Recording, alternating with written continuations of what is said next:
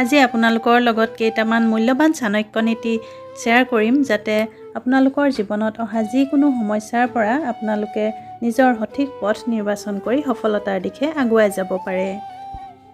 মূৰ্খ লোকৰ সৈতে কেতিয়াও তৰ্ক নকৰিব, কাৰণ এনে কৰিলে আপুনি নিজৰে সময় নষ্টহে কৰা হ'ব। ঋণ, শত্ৰু আৰু ৰোগক কেতিয়াও সৰু ভাবিব নালাগে।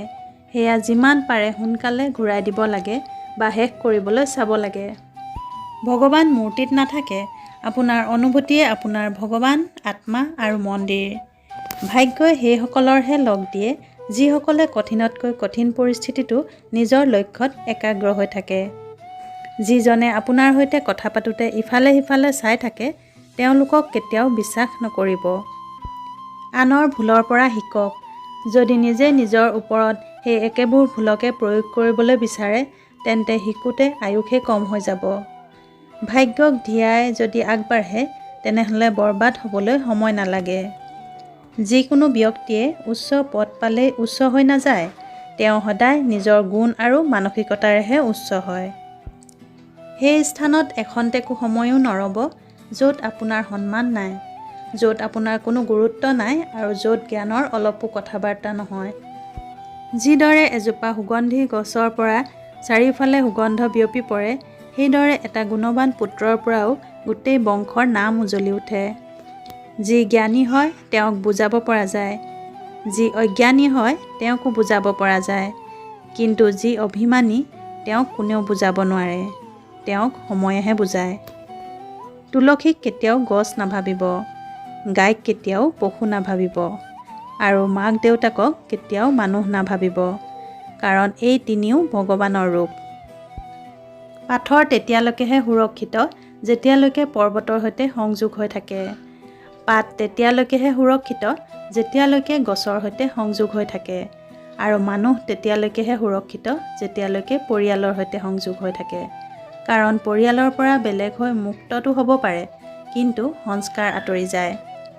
যি মানুহে নিজৰ ভুলৰ কাৰণে নিজৰ সৈতে যুঁজ দিয়ে, তেওঁক কোনেও হৰাব নোৱাৰে।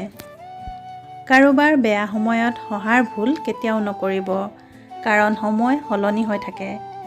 যেতিয়া অশেষ কষ্ট কৰাৰ পাছতো সফল নহয়, তেতিয়া ৰাস্তা বদলাব, কিন্তু সিদ্ধান্ত নহয়, কাৰণ গছেও সদায় পাত সলায়, শিপা নহয়।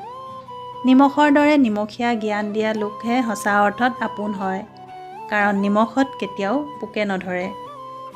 জোখতকৈ বেছি সময় আৰু সন্মান দিলে মানুহে আপোনাকে অৱহেলা কৰিব। খেলত হাৰিলে আকৌ জিকিব পাৰি, কিন্তু মনৰ পৰা হাৰি যোৱা লোক কেতিয়াও জিকিব নোৱাৰে। আপোনাৰ আত্মবিশ্বাসেই আপোনাৰ সৰ্বশ্ৰেষ্ঠ শক্তি। যদিও আপুনি কাৰোবাৰ বাবে সৰ্বস্ব ত্যাগ কৰে, তেতিয়ালৈকেহে আপুনি তেওঁৰ বাবে আপোন, যেতিয়ালৈকে আপুনি তেওঁৰ কামৰ হয়। যিদিনা আপুনি কিবা ভুল কৰিব বা তেওঁৰ কামৰ নহ'ব, সেইদিনা আপোনাৰ সকলো ভাল কাম পাহৰি আপোনাক মনত কষ্ট দি আঁতৰি যাব। জীৱন যুঁজত যিসকলে আপোনাৰ সৈতে প্ৰতিদ্বন্দ্বিতা কৰি হৰুৱাব নোৱাৰে, সেইসকলে আপোনাক মন ভাঙি হৰুৱাবলৈ চেষ্টা কৰে। যিসকলে সন্মানৰ পৰা গৰ্বিত নহয়, অপমানৰ পৰা ক্ৰোধিত নহয় আৰু ক্ৰোধিত হৈও খঙত কথা নকয়, আচলতে তেওঁলোকেহে শ্ৰেষ্ঠ। পৃথিৱীৰ আটাইতকৈ সহজ কাম হৈছে বিশ্বাস হেৰুওৱাটো, আৰু কঠিন হৈছে বিশ্বাস পোৱাটো, আৰু তাতোকৈ কঠিন হৈছে বিশ্বাস বজাই ৰখাটো। প্ৰত্যেকজনৰে শুনক আৰু প্ৰত্যেকজনৰ পৰাই শিকক, কাৰণ প্ৰত্যেকেই সকলো নাজানিব পাৰে, কিন্তু প্ৰত্যেকেই কিবা নহয় কিবা অৱশ্যেই জানে। সন্তুষ্টি আটাইতকৈ ভাল দৰৱ, বুদ্ধি আটাইতকৈ ডাঙৰ সম্পত্তি, ধৈৰ্য আটাইতকৈ ডাঙৰ অস্ত্ৰ, আৰু বিশ্বাস সকলোতকৈ মজবুত সুৰক্ষা। জীৱনৰ প্ৰতিটো পুৱাই কিছুমান চৰ্ত লৈ আহে, আৰু জীৱনৰ প্ৰতিটো সন্ধিয়াই কিছুমান অনুভৱ দি যায়। দুখ ভুগি থকা লোক ভৱিষ্যতে সুখী হ'ব পাৰে, কিন্তু দুখ দিয়া লোক কেতিয়াও সুখী হ'ব নোৱাৰে। শৰীৰৰ পৰা সুন্দৰ মহিলাই আপোনাক কেৱল এটা ৰাতিৰ সুখ দিব পাৰে, কিন্তু অন্তৰৰ পৰা সুন্দৰ মহিলাই আপোনাক গোটেই জীৱন সুখ দিব। সেয়েহে অন্তৰৰ পৰা সুন্দৰ মহিলাৰ সৈতে বিয়া কৰোৱাটো বেছি ভাল হ'ব।